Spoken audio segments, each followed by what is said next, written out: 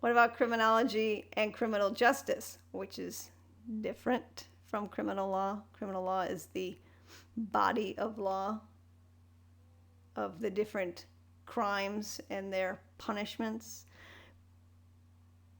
Criminal justice, actually, before we jump here, I just want to make one more point about the evolution of criminal law, because the book talks about it. I think I want to make a few examples to flesh it out, the evolution of criminal law. I think it's alluded to that it's constantly evolving with decriminalization of some crimes, and then new crimes for different newer behavior, and it's changing. And I've said it: social change, societal changes, social changes, but it's also in response to like cases that happen. There's a number of cases in the book. I'll let you review those on your own, but I want to reference a couple big ones. When something happens and there was no crime for it, and it ultimately ends up in something worse, had it been stopped before, it would have been a better outcome. Stalking laws was to prevent the outcome of a serious injury or murder. There was a case, I actually think this one's referenced in the book. California was the first state to pass a stalking law. They have a ton of celebrities that live in California, and those celebrities have crazy fans. And one gentleman went the distance of stalking a young female actress. He sent her letters. He hired an investigative service to find out her personal contact information. He showed up at her house. She kind of rejected him. He went away, came back later in the day with a gun and shot her and killed her. She was 1989 this happened. Had there been a stalking law, she could have picked up the phone and called the police, and it may have not have happened. So stalking laws came about due to a big high-profile case. I already told you about New York State passing legislation, the strangulation law, in response to domestic violence research. The rape laws went through a ton of reform back in the 70s. Prior to that, and it's still evolving today, but prior to the 70s, a rape victim was only a woman. Now it could be either or, and it could be committed by either sex. A husband could rape his wife. Now that's not the law anymore. There were some sexual acts that were deemed illegal, even if it was done with consenting adults. That's no longer the case. Anyway, so criminal law constantly evolving. Switching gears back to criminal justice. Criminology is closely linked to the workings of the criminal justice system, but they are not the same. Criminology is what explains the origin, the extent, and nature of crime in society. And criminal justice refers to the study of the agencies of social control, which is made up of what I like to say cops, courts, and corrections. The police, courts, and corrections. But there is some overlap. What do the cops do, generally? I'm letting you answer. Cops do maintain the peace. They investigate crimes. They apprehend suspects. And then we have our court system.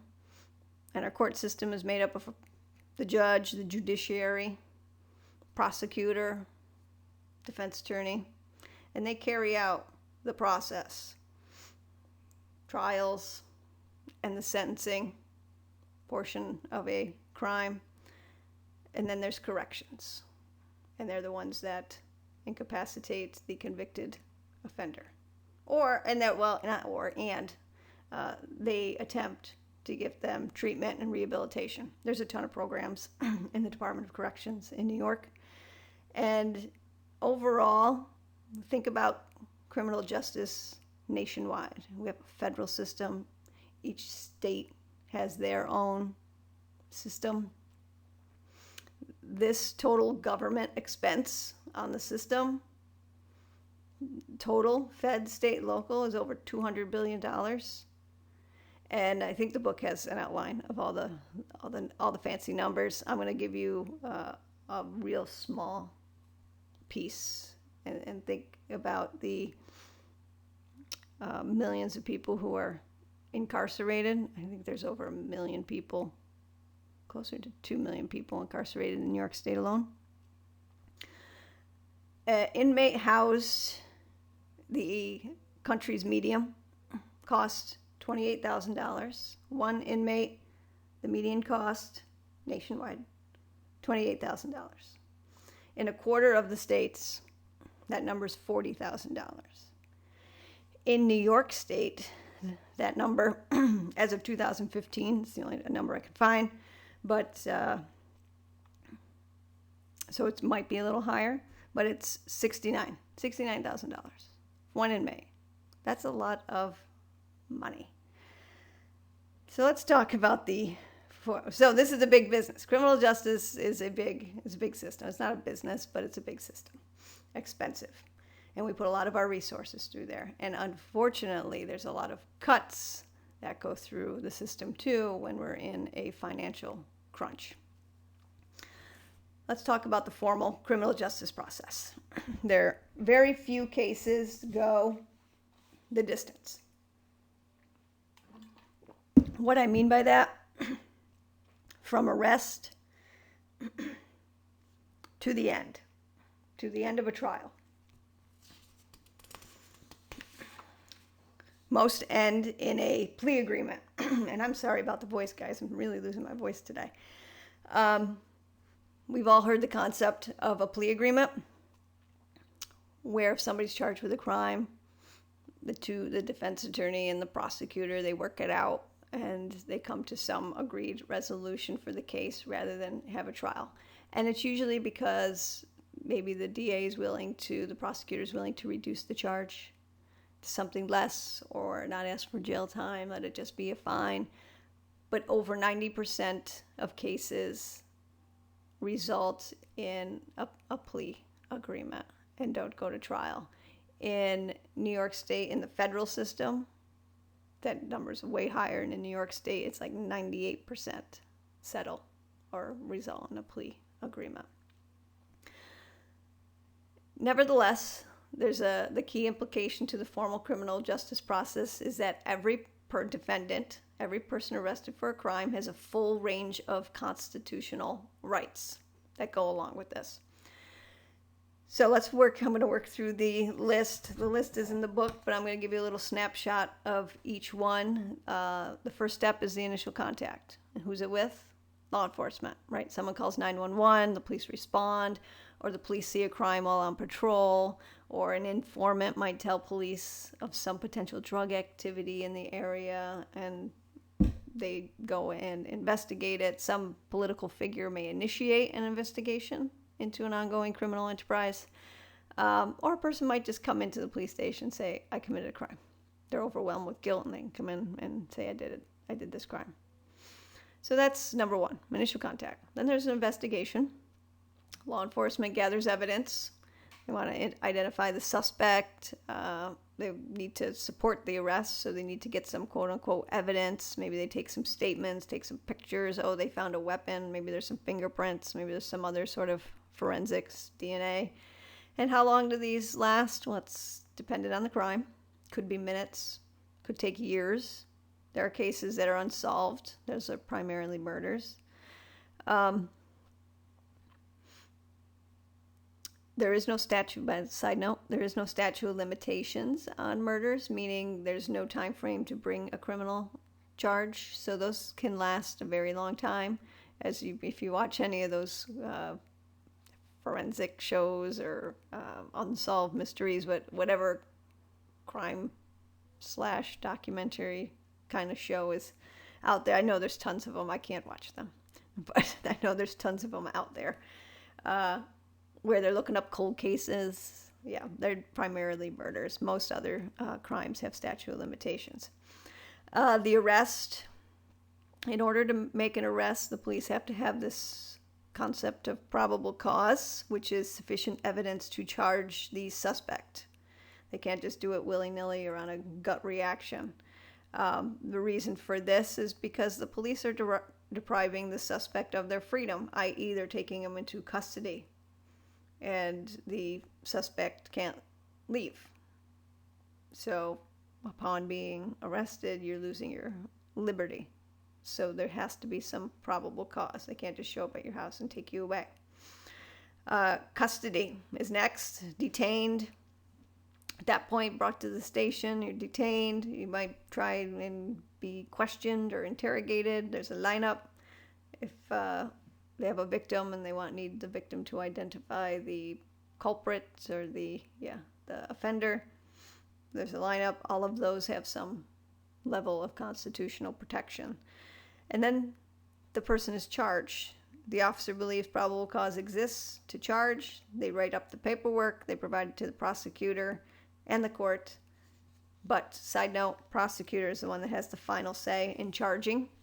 After reviewing the charge, they can say, oh, no, you only charge this as a misdemeanor. This could be a felony. Or they might say, you charge this as a felony. This doesn't give rise to a felony. Maybe it's a misdemeanor. But the prosecutor has the final say.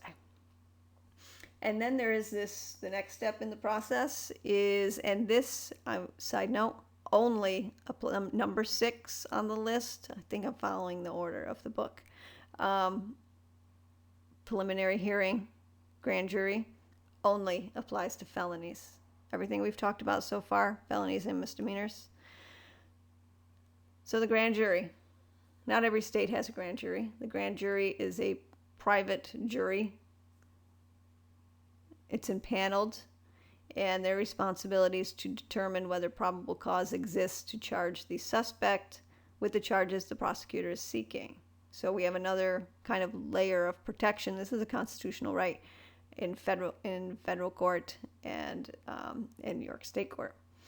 So the federal court system has the grand jury process, and in the New York State Constitution, you're entitled to a grand jury.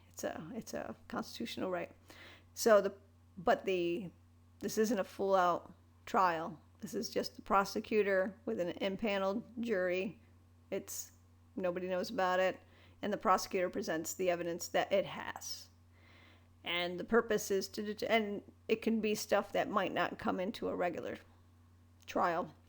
It just says, this is what I got, and I want to charge these felonies. Can I make it happen? And clearly I'm being very generalized. And if the grand jury determines there's probable cause and they vote yes, they're going to hand out some paperwork called the indictment. And then the defendant will be arrested on that indictment. They can also say, no, you don't have it here, and it's called no bill. N-O-B, 2 words, N-O-B-I-L-L, no bill. And nothing happens, and nobody knows about it. It's because it's a secret impaneled grand jury. Or the grand jury can say, no, you don't have enough here for a felony, but it looks like it's the misdemeanor charge, and can charge it with a misdemeanor and send it to some local court that will handle that misdemeanor. And the defendant would be arrested. And then there's the preliminary hearing. And this is where the prosecutor files a document. It's called the information with the charges in the court. The prosecutor does the filing. Then the court conducts an open hearing. It's open to the public. It's open to the defendant. The defendant can come in and present witnesses and dispute, and can certainly cross-examine any of the prosecutor's witness. But the key component here is to determine whether or not there's probable cause. So this isn't a full-fledged trial. There's no jury at this stage. This is for a determination on probable cause. The difference between the two is one is in open court and the judge is making the decision and the defendant can participate, and the grand jury is something that's done in secret. Defendant does not generally participate unless there isn't always an exception to the rule, unless the defendant is aware of the possibility of being charged, and then the prosecutor has to give him notice if he or she wants to appear. But there's different rules regarding that, and that's way beyond the scope of this discussion. You just need to know the difference between grand jury and preliminary hearing, and that it only relates to the felony charges. All right, number 7 is arraignment. Now we're back where this relates to both a felony and a misdemeanor. The defendant is now charged. Defendant's brought before a court. The court reads the charges to the defendant now and advises the defendant of their rights, and this is where they enter a plea. Plead guilty, plead not guilty. The defendant pleads not guilty, and let's assume that's what happened, because that's what happens 99.9% of the time.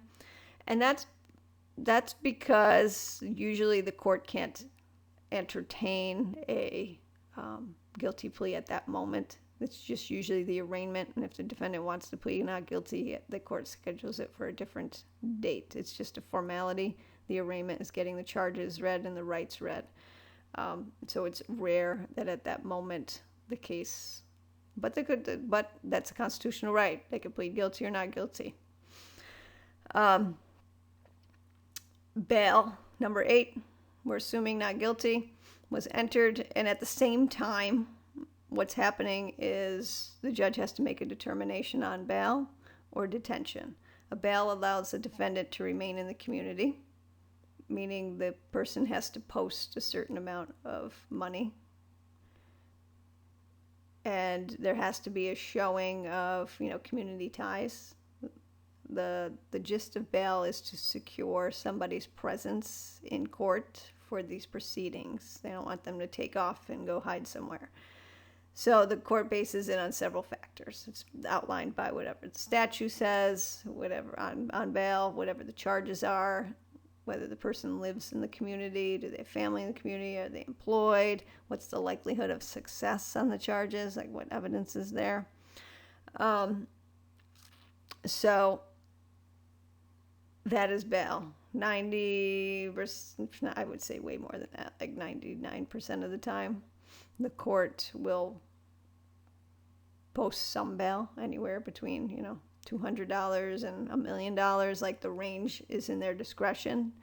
However, the court can detain somebody and say, no, I'm not setting any bail, which means you don't have any opportunity to get out. And now somebody is incarcerated through the whole time of their case. And that's a rarity. I mean, even in the largest of cases, murder, horrific crimes, we're seeing, $1 million, $2 million bail, some semblance of bail. You may know that New York has gone through a huge change in their bail reform, and I'm not going to go into it, but now the New York standard leans towards release, where a person is not released on bail, but released on their own word, own recognizance, own word that they will come back and appear in court. So the judge will make the bail detention determination. And then what happens is a lot of discussion, plea bargaining. And like I said, more than 90% of cases end this way. Sometimes the discussions of plea bargaining could happen before arraignment, but mostly happen after and right up until the time of a jury verdict. So plea discussions can still happen while a trial is going on. And then there's the trial. And it could be a bench trial, which is what the judge presides over, or it could be a jury trial, which somebody has a constitutional right to, a jury trial. So if somebody says, I want to forego the jury, I want to take my chances with the judge, they have to waive that right in open court because it is a constitutional right. Misdemeanor trial, 6 jurors. Felony trial, 12 jurors. And the jurors have to find the defendant unanimously guilty, beyond a reasonable doubt. What happens if they can't? Then it's a hung jury, and then the DA has to decide if they want to prosecute the case again. And then we have sentencing. Let's say the defendant's found guilty. If the defendant's found not guilty, it's over. The defendant goes home. It's all over, done. Sentencing. If found guilty, the judge has the job of imposing a sentence, depending on what the crime is, felony or misdemeanor. The punishment could be, prison or jail or fine or some sort of supervision or some sort of treatment, rehabilitation. And then there is the appeal, post-conviction remedies. if the defendant loses, it has a right to appeal to the higher court. The appeals court reviews the evidence and trial errors and any constitutional, whether the defendant was afforded their constitutional protections. That's what they decide. They don't decide, oh, you know what, jury got it wrong, we're gonna overturn that. That's not what they do. What they'll do is, oh, the judge messed up here. Oh, there was the violation of their constitutional right over here. We're going to overturn this verdict, but that means it just goes back for another trial. So, in the general sense, that's what the appeal is. Post-conviction remedies, the defendant is free to make motions to the court asking for certain review. They can ask, if they have a basis.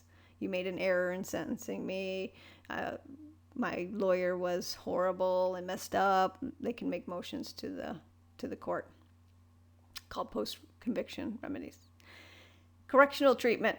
So while the appeal process is going on and they're sentenced, let's say it's a felony, they were sentenced to prison, they go to correctional facility, and there they're placed in custody, state or the federal prison system, to serve the sentence. And depending on their crime, whether they're in a minimum facility up to a maximum facility, they're in a maximum facility, the resources are a little tighter because they might be deemed a flight risk or dangerous individual.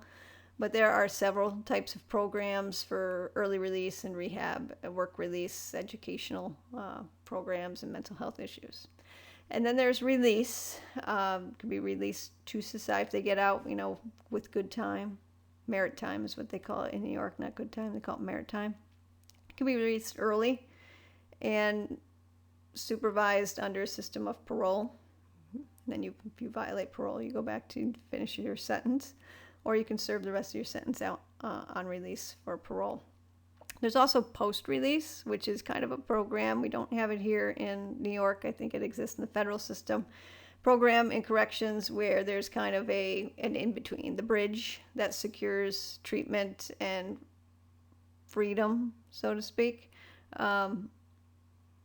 where they're still incarcerated, but they're in a more freer kind of facility to be able to segue from being locked up in the system and, obtaining treatment and then ultimately being free, not just, oh, here, you're out of prison, your sentence done, boom, and shuffled out the door. There's that bridge, that gaps, that connects the two. All right, that was the criminal justice system snapshot. It's only early on, chapter 1. We're going to go through all these things in a lot more detail. Ethical issues, though, in studying criminology, or that criminologists have, right? Can you think of any from our discussion so far? Are there any ethical implications that they might face? They're certainly tasked with giving their opinions on their research, right? Those opinions, as we've discussed, they shape the laws, they create or change social policy. Think of areas like gun control, capital punishment, mandatory sentencing. All of these things, their research, plays a role, and their opinions play a role. They're the experts in their field of what they study. Can you see some ethical issues? The book outlines these 3: what to study, whom to study, how to study. Research usually requires funding. Who's the funding source? The funding source can certainly affect or shape that research being done, right? What if it's the government flipping that bill? They're going to want to make sure that whatever opinion comes out of that is government friendly. Would that play? That's kind of ethical. So, but if that's the case, the argument is it tainted?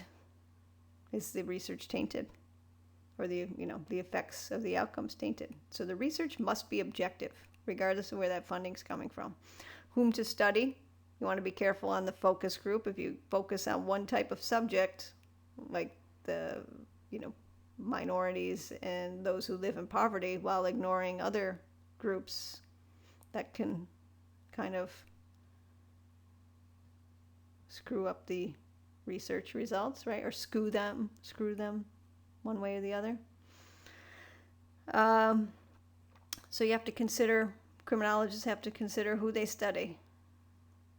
Don't ignore other groups or other types of crime. How to study. What methods are being used in conducting search. Being honest with the subjects. You want to make sure you're fully honest with your subjects because you're obviously interviewing people and working with people. Or criminologists. You want to keep detailed records. You want to keep information confidential. You don't want to do things or do experiments that might harm a person. And you want to be truthful. If you're going to maintain confidentiality, you got to maintain confidentiality. So I think that's it for ethical issues. That's all I got. All right. Any questions? Let me know. Wow, we went a little long on this one.